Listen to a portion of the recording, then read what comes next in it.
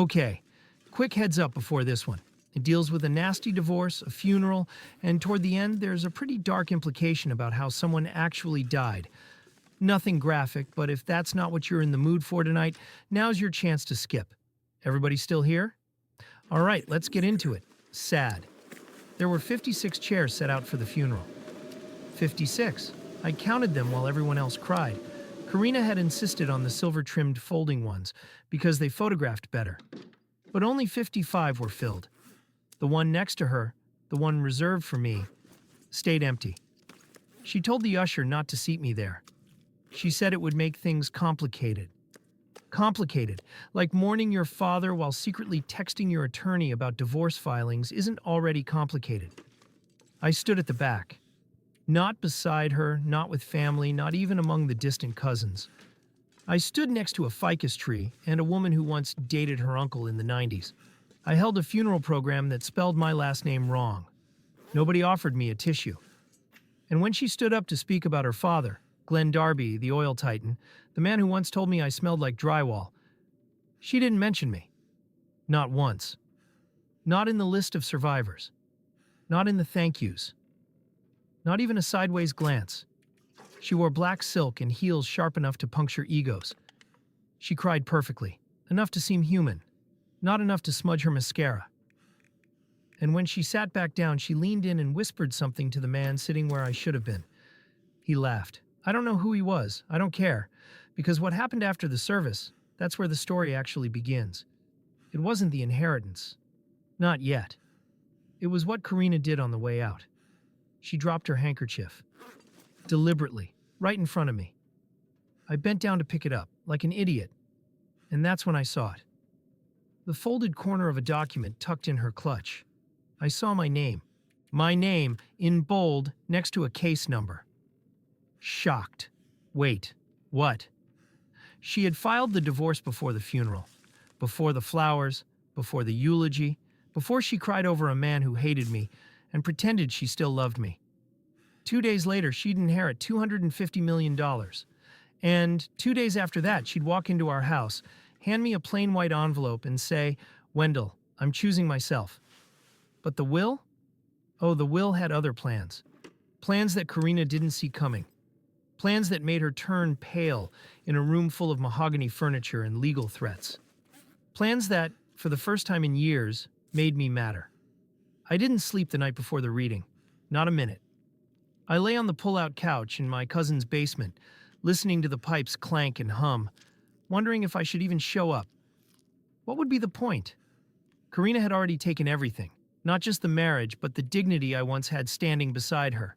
But that document, that single flash of bold text with my name on it, it gnawed at me like a hangnail you can't stop picking. Why would Glenn Darby, a man who used to call me the lawn ornament, include me in anything? The estate sat on a private hill in Hampton Chase, behind wrought iron gates and whispers. The kind of place where even the breeze smells expensive. I wasn't shown in through the front like the others. I was directed to a side door. Probably poetic in Glenn's eyes. A small group had gathered in the study. Deep leather chairs, animal heads on the wall, a grandfather clock that had probably ticked through 3 world wars. Karina was already there, legs crossed, dressed in slate gray. No black this time. She looked at me, not with anger, not even pity. Just a vacant, transactional calm. Like I was someone she used to lease a car with. Next to her sat the same man from the funeral. Polished loafers, little gold tags. I took a seat in the corner, where the light didn't quite reach. Nobody greeted me. Dramatic. As the legal representative of the late Mr. Glenn Darby, I will now read his final instructions. Witnessed, notarized, and recorded 2 months before his passing. 2 months. That hit me like a brick. I remembered Karina going on that family retreat alone. "You'd be bored anyway," she told me. At the time, I believed her. Now I wasn't so sure. The lawyer started listing assets. Properties in Rhode Island, an apartment in Paris. Then came the distribution. To my daughter, Karina Elise Darby. She tilted her head like a queen awaiting her crown. I leave the sum of $1 million to be managed by the family trust. Karina blinked. Just once. Did you mean 100 million? The room went silent. No, 1 million. The remainder of Mr. Darby's estate will be transferred to another beneficiary, as outlined in this letter. He opened a sealed, hand-addressed envelope and began to read, Glenn's voice echoing off the paper. If you're hearing this, Karina, I'm likely gone. I've watched you change. Not over years. In weeks. You stopped visiting unless there was a camera involved. You brought that man into my home and laughed behind my back. I am not a fool. You loved your inheritance more than your father. Karina's mouth opened. No sound came out. The lawyer kept going, flat as ever. To the man who married my daughter, despite knowing she would one day despise him. To the man who tolerated my cruelty with dignity, and who stayed even when he should have left, Wendell Thomas Carr. I leave the remainder of my estate. Shocked, I swear, time broke in that moment. My lungs forgot how to breathe. Karina looked at me like I had grown antlers. The man next to her stood up like the chair had suddenly become dangerous. I didn't know what to say. I didn't want this. I just wanted my marriage back. My cat. My Sunday mornings. But none of that mattered anymore. I left the room before they finished the paperwork. I needed air. I needed to scream and laugh and vomit all at once. She ran after me. I heard her heels scraping the marble. Wendell, she called out. But I kept walking, down the driveway, past the fountain, through the gates, because for the first time in my life I wasn't the one being left behind. I walked for over an hour that day. Not to be dramatic, but because if I stopped moving, I felt like I might explode. I didn't want the money. I wanted a time machine, to go back and shake myself, until I noticed all the signs I'd ignored. When I finally made it back to my cousin's place, I sat on that pull-out couch, staring at a plastic plant in the corner. All I could hear was Glenn's voice in my head, the man who stayed even when he should have left. I hadn't even known he'd seen me, the real me. And now he was gone. I didn't sleep that night either. This time it wasn't confusion. It was fear. I wasn't built for this. My whole life had been coupons, bulk ramen, and budgeting gas to make it through the week. But Karina knew exactly what to do. The very next morning she was waiting outside the depot where I worked, leaning against her BMW like she hadn't shattered my heart, and walked out on me. And the look in her eyes wasn't sorrow. It was hunger. Strategic, polished hunger. We need to talk, she said, pushing her sunglasses up like she was in a courtroom drama.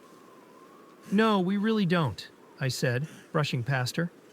But she followed, cornered me near the break room, close enough that I could smell that same vanilla lotion from when we still shared a bed. Firm, you don't deserve this, Wendell. No apology, no guilt, just that. You think this is your money? This wasn't supposed to happen.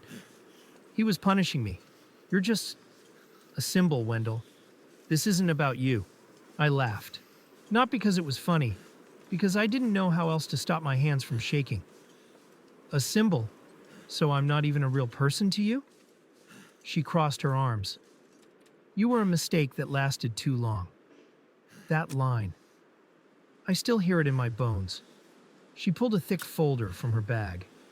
Legal papers, post-it notes sticking out like angry yellow teeth. This is a revised proposal. You don't need all of it. You don't know what to do with it. You'll get eaten alive. Is that a threat? It's an offer, Wendell. A chance to walk away with dignity before you embarrass both of us. I didn't take the folder. I couldn't. Not from anger, from shame. Because a part of me believed her. But another part, quieter, said maybe I do belong. Maybe Glenn saw something in me Karina never did. She turned to leave, heels clicking with confidence. You'll call me. You always do. This time I didn't. Because this time I had something I never had before. Leverage. By the end of that week, everything about my life felt fake. Still clocking in at the depot, still eating off-brand cereal in a borrowed basement. She didn't beg. Karina never begged. She negotiated. Cold, calculated. Let's be smart about this. Think of the media. The media. As if the world gave a damn about a guy who once fixed his neighbor's dryer for leftover barbecue. But somebody must have been watching, because by Friday I got a call. A younger, tense voice this time. He asked if I could come in to review supplemental documents. It concerns the structure of the inheritance. You'll want to read this yourself. The office was in a glass building downtown, the kind of place I used to walk past on my way to dollar lunch specials, always assuming I didn't belong inside. They handed me a sealed folder and stepped out. My name, bold, on the first page. I skimmed the legal jargon until I hit the section labeled Addendum, Conditions of Inheritance. Shocked. Turns out Glenn wasn't just bitter. He was brilliantly cruel, in the most precise, theatrical way possible.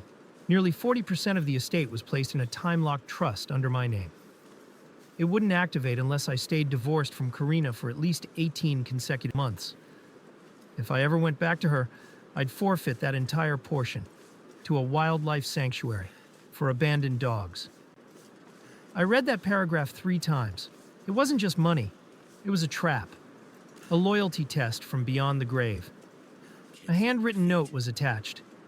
Wendell, if you're tempted to return to the cage, remember, you were never the pet. She only knew how to feed you. Don't let her leash you again. GD. Infuriating. And oddly poetic. I should have felt relieved. Instead, I felt sick. Because Karina had come back. She was trying to reel me in again. And now, this wasn't just about betrayal or heartbreak. It was about manipulation, strategy, control. That night, I didn't answer her call. The next morning, she was sitting outside my cousin's house again. Same car, same coat, but this time no folder. Just her, red-eyed, looking almost human. I just want to talk. You always do. You've read the documents, haven't you? It's humiliating, Wendell. That clause is a joke. He's laughing at us from the grave. You sure he's not just laughing at you? I said, colder than I meant to. She blinked. First crack in the armor. I didn't mean to hurt you, she whispered. I laughed, sharp and tired. Didn't mean to? Karina, you had the divorce filed before his ashes cooled. She looked like she wanted to cry. Nothing came. And I realized she couldn't. Maybe it never had been there. Before she left, she pulled a photograph from her coat. Old from our early days. A picnic by the lake. I keep this with me. You weren't just a stepping stone, Wendell. I didn't take it. I left it on the porch after she drove off. That night, I looked up the sanctuary named in the clause. Over 300 rescued dogs. One of them was named Captain Pickles. If I took her back, Captain Pickles got my money. I never wanted my self-worth measured against a pug with a lazy eye. But somehow everything clicked. She wasn't just trying to win me back. She was trying to defuse the bomb her father planted. The photo stayed on the porch for 2 days. Rained the first night, enough to warp the edges and blur her jawline.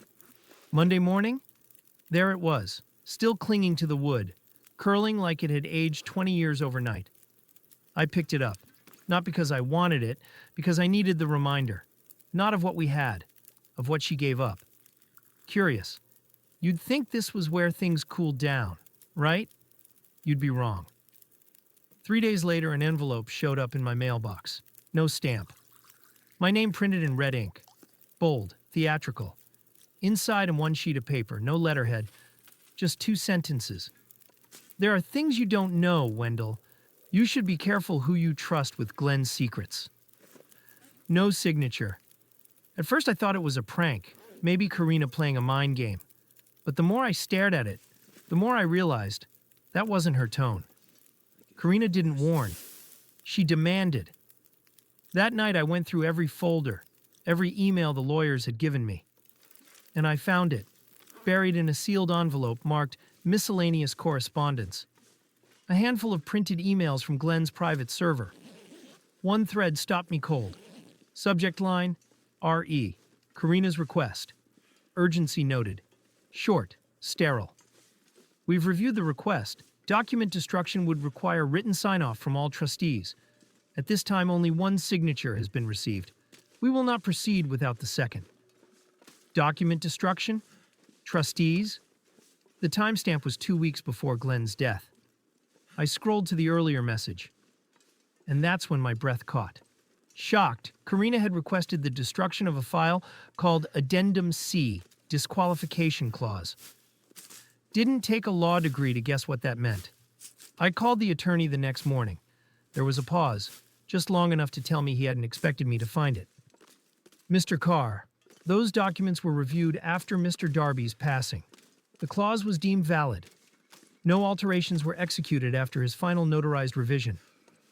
So she tried to get the clause removed. She made contact, yes. But legally, nothing changed. I hung up and just stared at the wall for a long time. She hadn't just left me. She'd known about the clause. She'd tried to erase it before he even died.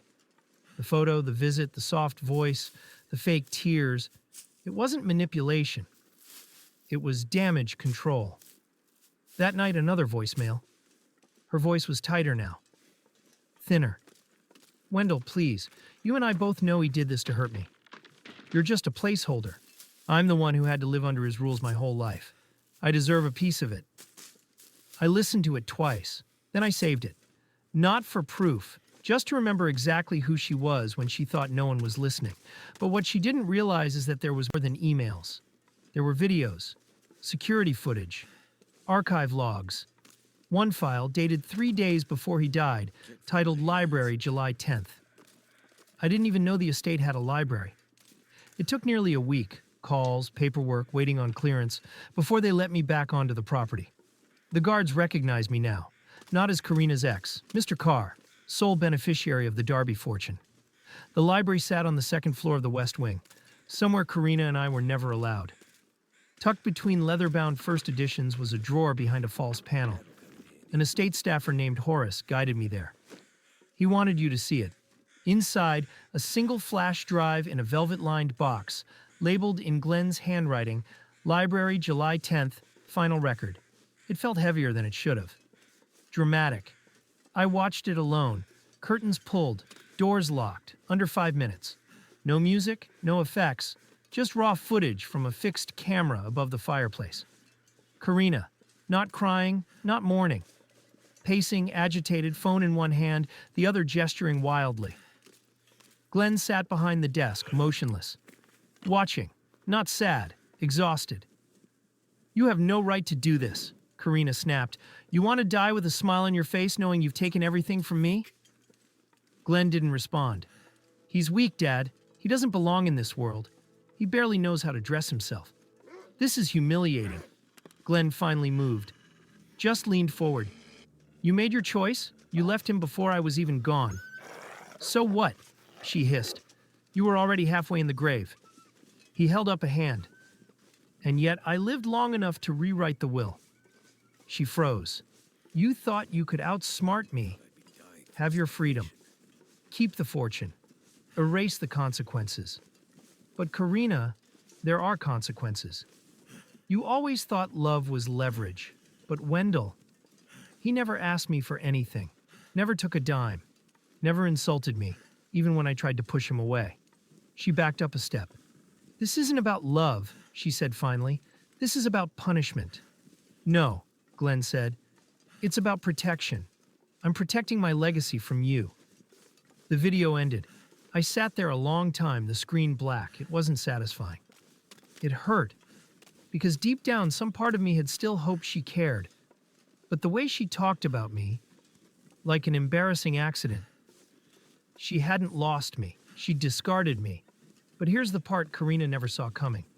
Tucked behind the legal documents was a sealed envelope, marked private to be read after death, a medical report, and a final note from Glenn. Slow one that didn't just disqualify Karina from the inheritance. It hinted she may have done more than manipulate and lie. It hinted she might have helped speed things along. I don't know how long I sat there holding that envelope. My fingers just trembled at the edges, like it might bite me if I looked inside. Handwritten, block letters, careful and mechanical, like every word had been measured twice and carved in with a blade. If this reaches you, Wendell, I am dead, and you've chosen not to give in to Karina. Good. You always had more spine than she gave you credit for. I'm not writing this as a confession. I'm writing it because I believe deep down I won't die by nature's hand alone. I know my daughter. I know what she's capable of when she's desperate. I have no proof, just instinct. I was healthy before the retreat. My doctors confirmed it. But after the weekend she visited, something changed. Chest pains, dizzy spells. She offered me a new tea, said it was part of a cleanse. I never drank it again after I threw up the first night. Still, I told no one. What kind of father suspects his own daughter of trying to finish the inheritance early? But Wendell, if you're reading this, and I didn't go peacefully, promise me one thing. Don't let her walk away untouched. I set the paper down and just stared at the grain of the desk for a long time. Not a legal accusation, just a suspicion, a whisper from a man who'd spent his whole life calculating people. I wanted to tell myself it was paranoia, but my gut said otherwise. The video, her hissing about taking everything, the obsession with the claws. It all started forming a pattern. I remembered the security logs. Horace had shown me the server terminal, just a footnote on the tour. I rushed back down and asked to see them again. He hesitated. Then I showed him the letter, and his face hardened. He nodded, firm. We pulled up the archive for that retreat weekend. Karina had entered the kitchen 6 times, the guest room twice, the library once, the Glenn's private quarters. 7 entries, all between midnight and 4 a.m. How often do guests typically have access to that space? Horace, flat, never, unless invited. I knew Glenn. He didn't invite her into that room at midnight. Not 7 times, still. No proof. Not enough for police. But enough for me. Enough to understand that everything she'd done since the funeral wasn't about grief. It was fear. So I made a choice. I called her. She picked up on the first ring. Breathless. Wendell. I found the footage, I said. The one from the library. And the letter. Silence. I let it sit. You're not supposed to have that, she said softly. No, I'm not. Just like you weren't supposed to be in his room 7 times after midnight? She exhaled sharply. You don't know what you're saying. I know exactly what I'm saying. And so do you. Another pause, then careful. What do you want? First time she hadn't pretended to be innocent. Karina didn't believe in guilt, or shame, or family. She believed in leverage. So I gave her none. Nothing, I said. I want nothing from you. And I'm going to give you nothing back. No money, no silence, no protection. You're going to spend it all. Calm. And that's where it cuts off, right in the middle of what was clearly about to be a great line. But even without the ending, what gets me is how long it took Wendell to trust his own gut. He had the receipts the whole time, and still second-guessed himself. Right up until Glenn's letter basically gave him permission to believe what he already knew.